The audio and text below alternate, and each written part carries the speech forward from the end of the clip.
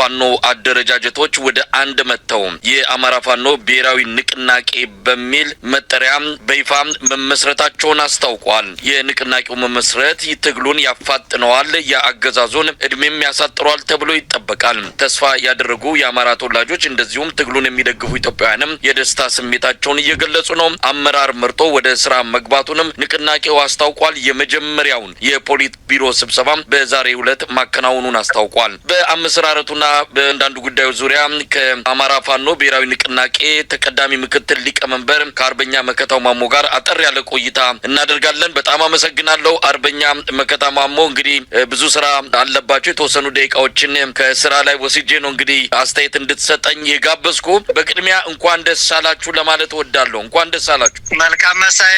እንኳን አብሮ ደስ ያለን። እንደው አርበኛ መከታው የተለያዩ ጥረቶች ተደርገው ረጅም ሂደት ወስዶ ቅዳሜ ዕለት እውን አድርጋችኋል። እስቲ እንደው ባጭሩ ስለ ሂደቱ ስለነበረው አጠቃላይ ንግግር ውይይት እንዴት እንደነበረ ባጭሩ የምትገልጽልን ነገር ካለ?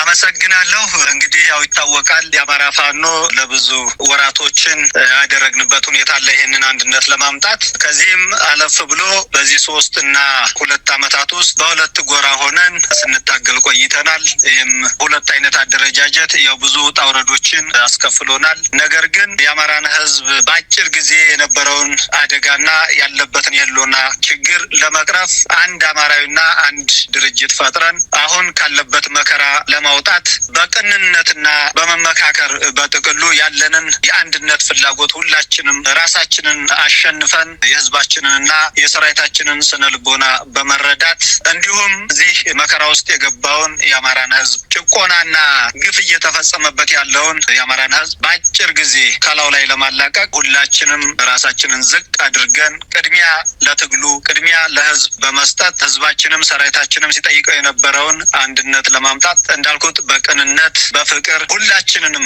ያለውን መተቻቸት ትተን ወንድማማችነትን አስቀድመን የአማራ ፋኖ ብሔራዊ ንቅናቄ ጥር 9 ለህዝባችን ለሰራዊታችን ለመላው ለአማራ ህዝብ ለዓለም አቀፉ ማህበረሰብ ለህዝባችን ደጋፊ ይፋ አድርገናል ማለት ነው። በዚህ ሂደት ውስጥ ያው ብዙ ነገሮች ይኖራሉ። ምክንያቱም ተቋም እንደዚህ ዝም ብሎ የሚፈጠር አይደለም። ድርጅት ዝም ብሎ በአንድ ቀን የሚፈጠር አይደለም። ብዙ ውጣ ውረዶች አሉት። ይህንን ሁላ በውስጥ ያለንን ችግር ሙሉ በሙሉ በመፍታት አንድ ልብ በአንድ ሳምባ ተንፈሰን ይህንን ትግል ለህዝባችን ይኸው ይፋ አድርገናል ማለት ነው። አርበኛ መከታው ወደ ኋላ መለስ ብሎ ሲታሰብ የተከፈለው መስዋዕትነት በግራ በቀኝ የአማራ ህዝብም እናንተም የድርጅት አመራሮችን በተለያየ መልኩ ያጣችሁበት የአማራ ህዝብ ዋጋ ከፍሎ በመጨረሻም እውን ሆኗል። እንደው ወደ ኋላ መለስ ሲባል ይሄ ቀን መርፈዱና ዋጋ ማስከፈሉን ስታስቡት ምን አይነት ስሜት ይሰጣችኋል? ይህን ጊዜ ያህል መፍጀት ነበረበት ወይ? እንግዲህ ይታወቃል የአማራ ህዝብ በዚህ በ50 ምናምን አመት ውስጥ አንድ ድርጅት እንዳይኖረው አንድ ተቋም እንዳይኖረው የአማራ ህዝብ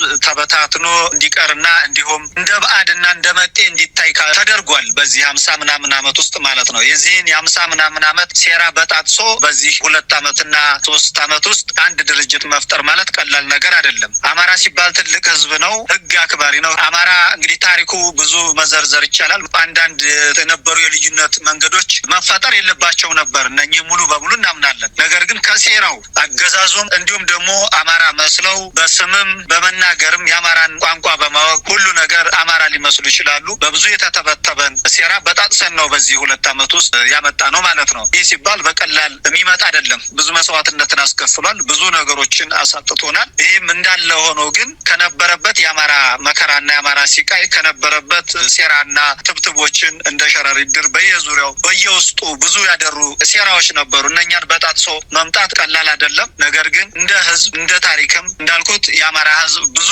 ዘመናትን ሲያስተዳድርና ህዝብን መልክ አስይዞ ሀገር ሰርቶ ከተማ ቆርቁሮ የነበረ ቢሆንም ከዚህ ከትልቅ ህዝብ ይሄንን ሁኔታዎች ማሳለፍ የለብንም ነበረ። ነገር ግን አሁን የሆነው ሆኖ በአጭር ጊዜ መሳካቱ አሁንም ከምንም በላይ ደስታ ነው ብዬ ነው ማምነው። እኔ ወደፊት ያለውን ነገር ብዙ ዋጋ ብዙ ነገሮችን እንተብለናል። አሁን የምንክሰውና ይህንን በአጭር ጊዜ እስካሁን ወደኋላ መለስ ብለን የምናያቸውና ብዙ ነገሮች ያጣናቸውን በአጭር ጊዜ ለመካስ ነው አሁን መጣር ያለብን ብዬ ነው ማስበው። እንግዲህ የህዝቡን ስሜት የሰራዊቱንስ አቀባበል እንዴት አያችሁት?